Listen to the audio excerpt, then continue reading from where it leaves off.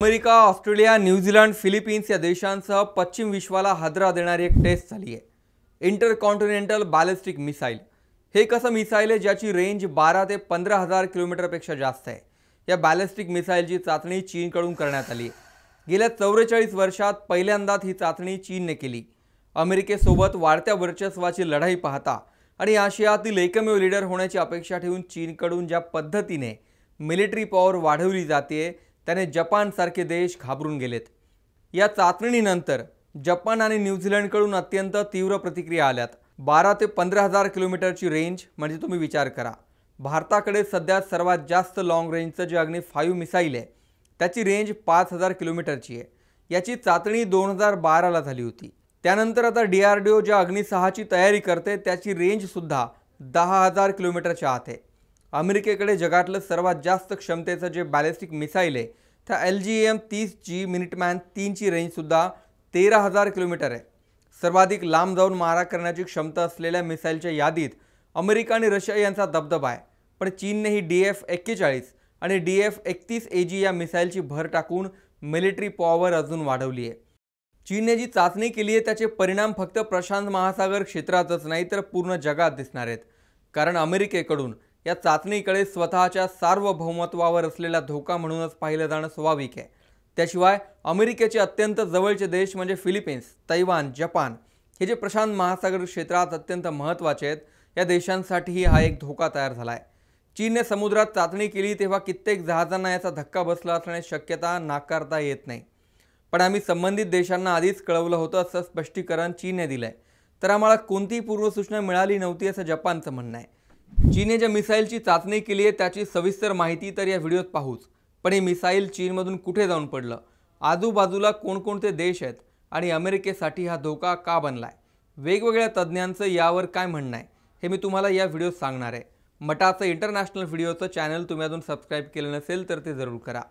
चीनच्या मिसाईलची पोझिशन नकाशावर समजून घेऊ। हा पृथ्वीचा नकाशा आहे आणि इथे आपला भारत आहे।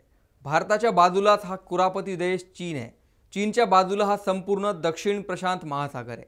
या मिसाईलची चाचणी नेमकी कुठे झाली आणि समुद्रातील कोणत्या भागात जाऊन हे मिसाईल पडलं याची नेमकी माहिती चीनने अजून जाहीर केलेली नाही। पण या नकाशावर एकदा आजूबाजूचे देश पहा।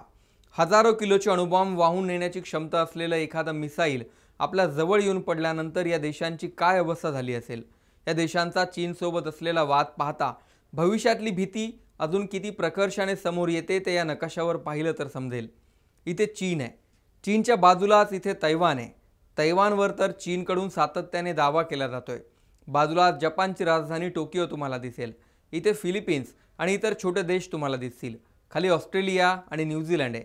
असे अनेक देश या प्रभावित क्षेत्रात आहेत। पण या सर्वात कळीचा मुद्दा अमेरिका आहे। या मिसाईलची रेंज एवढी सांगितली जाते की सहज हे मिसाईल अमेरिकेच्या मेनलँडमध्ये पोहोचू शकतं।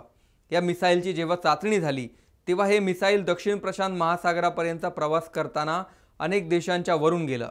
विशेष म्हणजे अमेरिकेचा चीनवर डोळा ठेवून असलेला गुआम इथला जो लष्करी तळ आहे जो तुम्ही नकाशात पाहू शकता त्याच्या वरूनही हे मिसाईल गेलं। पण अमेरिकेने मात्र अजून हे मान्य केलेलं नाहीये। सोलोमन बेटे आणि छोटे छोटे देश आहेत, बाजूलाच न्यूझीलंड सुद्धा आहे, यांच्या जवळच ही चाचणी झाली। 1980 ची चाचणी याच भागात झाली होती। चीनने मात्र चाचणी नेमकी कुठे झाली हे अजून जाहीर केलेलं नाहीये। चीनने गेल्या 44 वर्षात अशी एकही चाचणी केलेली नव्हती। त्यामुळे अशा वेळी चाचणी करणं, ती जाहीर करणं यामागे बरेच अर्थ आहेत असं जगभरातील अणुबॉम्ब तज्ज्ञांचं म्हणणं आहे। अमेरिकेसाठी हा एक स्पष्ट संदेश आहे असंही अमेरिकेतले तज्ज्ञ म्हणतात। चीनच्या या मिसाईलची ताकद समजून घ्यायची तर जगात सर्वात शक्तिशाली मिसाईल असलेले देश आणि त्यांची रेंज पाहू म्हणजे तुम्हाला चीनच्या ताकदीचा अंदाज येईल। अमेरिकेकडे LGM-30G मिनिटमॅन 3 हे सबमरीन मिसाईल आहे। त्याची रेंज आहे 13,000 किलोमीटर। यामध्येही अणुबॉम्ब वाहून नेण्याची क्षमता आहे। RSS-24R हे रशियाचं मिसाईल आहे। याची रेंज आहे 12,000 किलोमीटर। R-36M2 वोयोवोडा हे रशियाचं मिसाईल आहे। याची रेंज आहे 11,000 किलोमीटर। M51 हे फ्रान्सचं मिसाईल आहे। याची रेंज आहे 10,000 किलोमीटर।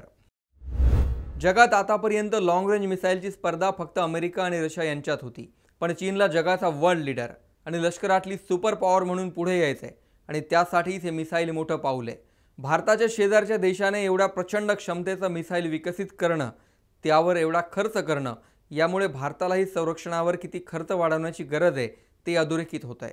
चीन संरक्षणावर खर्च करणारा जगातला दुसरा देश आहे आणि या मिसाईलमुळे चीनच्या संरक्षणाचं बजेट आणखी वाढलंय। चीनच्या या मिसाईल टेस्टकडे तुम्ही कसं पाहता? वर्ल्ड पॉवर होण्यासाठी ही मिसाईल टेस्ट किती महत्त्वाची ठरू शकते? तुमचाही एनालिसिस कमेंटमध्ये जरूर लिहा। व्हिडिओ आवडला असेल तर शेअर करायला मात्र विसरू नका।